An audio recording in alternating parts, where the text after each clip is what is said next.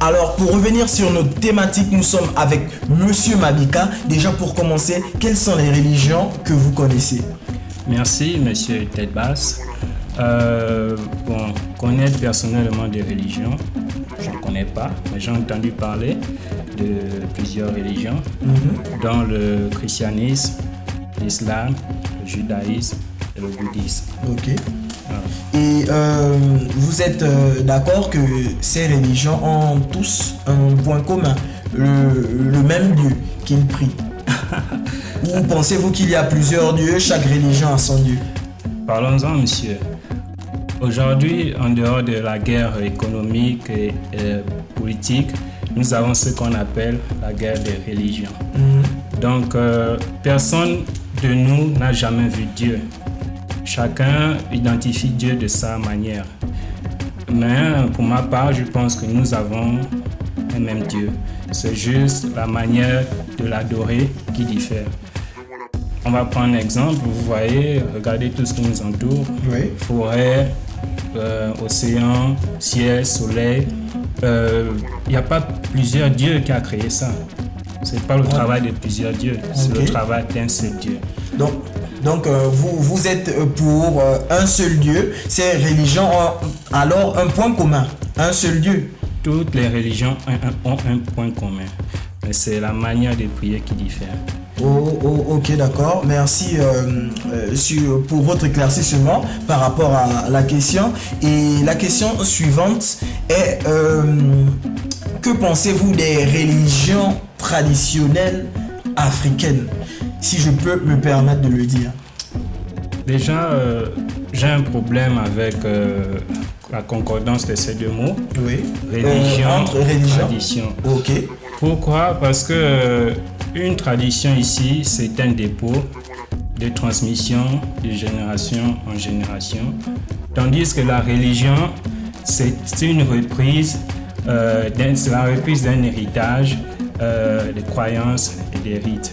Donc, c'est vraiment pas la même chose. Je dirais ici que la tradition, c'est le moyen par lequel on s'identifie. Ok. Le moyen par lequel on adore notre Dieu. Notons que dans la tradition, il y a plusieurs aspects. Il y a la spiritualité, pour aller plus profondément. Donc, religion et tradition, ça ne colle pas. Je pense que la tradition, c'est une bonne chose. Ça permet de s'identifier, de prier. Alors, pourquoi l'islam et le christianisme ne sont-ils pas des religions adaptées à l'Afrique, d'après vous? Comme je disais, la religion, c'est la reprise d'un héritage. Ok. Avant l'arrivée du christianisme ou de l'islam, l'Africain en lui se retrouvait. L'Africain connaissait prier son Dieu. L'Africain connaissait se soigner. Autrement dit, nous n'avons pas eu besoin du christianisme et de l'islam pour adorer Dieu. Donc, pour ma part, l'Africain doit rester figé sur la tradition, car c'est par la tradition qu'il connaîtra d'où il vient, qu'il pourra se soigner. La preuve aujourd'hui, la médecine moderne sort de la tradition. Alors, y a-t-il réellement, non, pas réellement, pour vous, il y a bel et bien un fossé entre religion et tradition? En effet, il y a un fossé, c'est parce que, vous voyez, la tradition, aucun être ne te dira, viens, je t'apprends la tradition. Oui.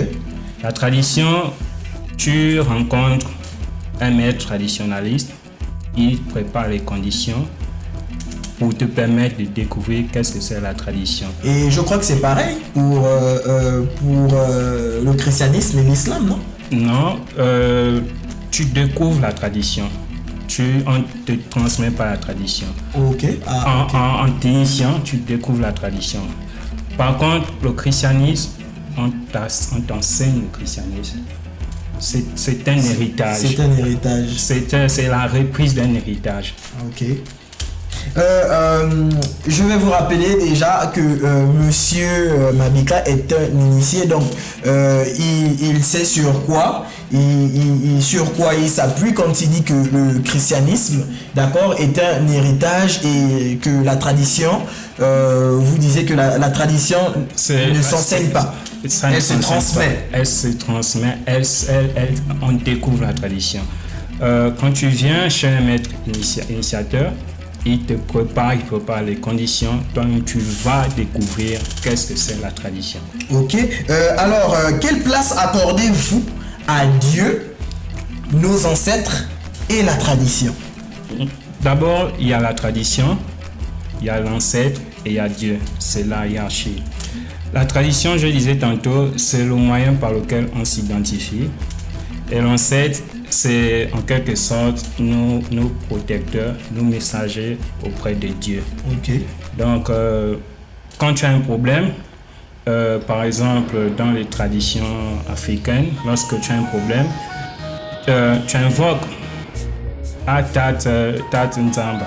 Je suis Tat Nzamba, c'est quoi en langue vernaculaire? Nzamba, au départ, c'est un nom.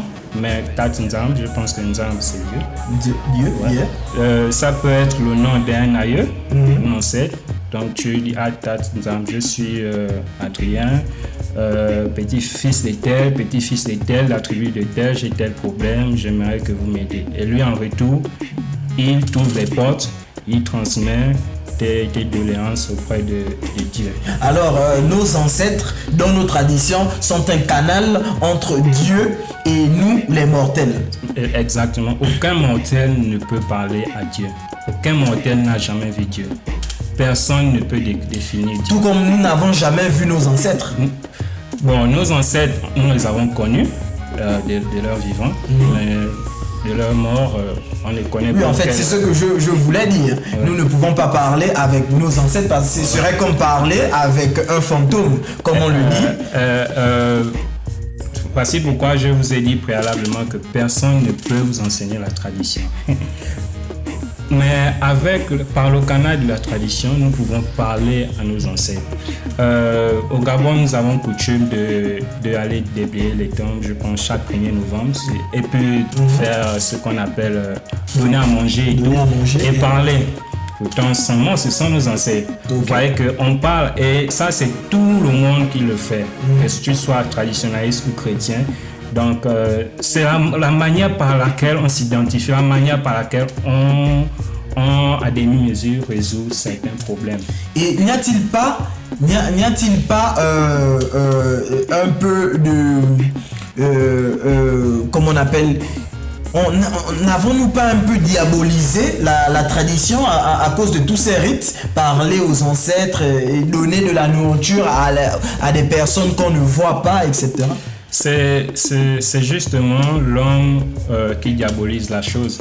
Mais sinon, il n'y a rien de diable. Messieurs, tout ce qui nous entoure, tout ce qui est sur terre est mystique. Même quand l'enfant se forme, c'est de manière secrète. Personne ne voit comment l'enfant se forme. Donc, parler à des morts, soigner des gens, parler à peu importe la forme, à un esprit, c'est pas diabolique. Et la plupart des gens qui diabolisent nos traditions sont des gens qui ne connaissent pas les traditions. Moi, je peux parler de la tradition parce que je connais. Je peux parler de la tradition parce que je suis allé à la bataille. Okay. Je sais ce que c'est, je sais ce qu'on fait pour parler à un mort, comme on dit à nos ancêtres, de manière plus pratique. Et voilà. Alors, mais sans vous interrompre, la plupart des gens qui diabolisent la tradition sont ceux qui ne connaissent pas, donc en l'occurrence les chrétiens.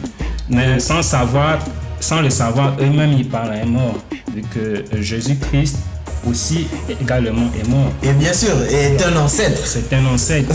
Ok. Alors, Monsieur Mabika, quelles sont les valeurs propres à l'Afrique pour vous? L'Afrique, c'est un continent vraiment accueillant. C'est pas cet état d'esprit que le colon aujourd'hui nous a eu par ce qu'on appelle la prise d'otage chrétienne. Chrétienne. Donc l'Afrique aujourd'hui a des valeurs beaucoup plus importantes que ce qu'on... Parce que pour vous, actuellement, le christianisme règne plus que nos cultures sur notre continent même. Exactement. Aujourd'hui, il y a, si je peux me le permettre, je n'ai pas vérifié les chiffres, il y a plus de 50% de chrétiens d'église que des temples et autres. Et simplement parce qu'il y a eu un travail de fond. Aujourd'hui, si je prends un Africain, je lui dis que Dieu est noir, il va tout de suite me gifler. Mais si je dis Dieu est blanc, il va accepter. Pourquoi est-ce que ça peut en arriver jusqu'à là, d'après vous, en fait? C'est un travail qui a été fait depuis. Mais messieurs, tenez-vous bien, nous pouvons diaboliser la Bible, mais quelque part, la Bible rejoint la tradition. Je le dis parce que je suis initié. Okay, c'est juste que la Bible a été mal utilisée au travers des colons. Et la Bible rejoint, lorsque là on dit au commencement était la parole. En effet, dans la tradition, on dit aussi au commencement était la parole. Okay. Donc, mais la nuance, c'est que la Bible est née et est arrivée plusieurs années avant la tradition. Donc on se pose la question, qui a copié qui? Bien sûr. Parce qu'avant l'arrivée de la Bible, du christianisme, il y avait déjà la tradition. Et plus particulièrement ici en Afrique. En Afrique, évidemment. Alors, comme mot de la fin, vous optez pour un retour aux sources. Vous prenez même le plus grand pasteur du monde, je ne sais pas s'il y en a, oui. Il dira non, mais dans le fond, il opte aussi pour le retour aux sources. Je m'explique. Tout Africain vivant en Europe, quand il descend vivant, il dit lorsque je mourrai, enterrez-moi sur la terre de mes ancêtres. Pourquoi ne pas l'enterrer en Europe? S'il dit enterrez-moi sur la terre de mes ancêtres, ça veut dire que quelque part, il opte pour le retour aux sources. Donc tout Africain doit aller découvrir pour avoir sa propre idée. Qu'est-ce que c'est la tradition avant de diaboliser? Mais tu ne jugeras point. Aujourd'hui, nous remarquons que tout est jugé. Tout est jugé sans pourtant connaître le fond de la chose. Donc, il est important d'avoir ta propre idée. Nous remarquons ici des hommes de Dieu qui ne reconnaissent la tradition que lorsqu'ils sont malades. Parce qu'il y a certains hommes de Dieu qui se font bien sûr soigner chez CDH.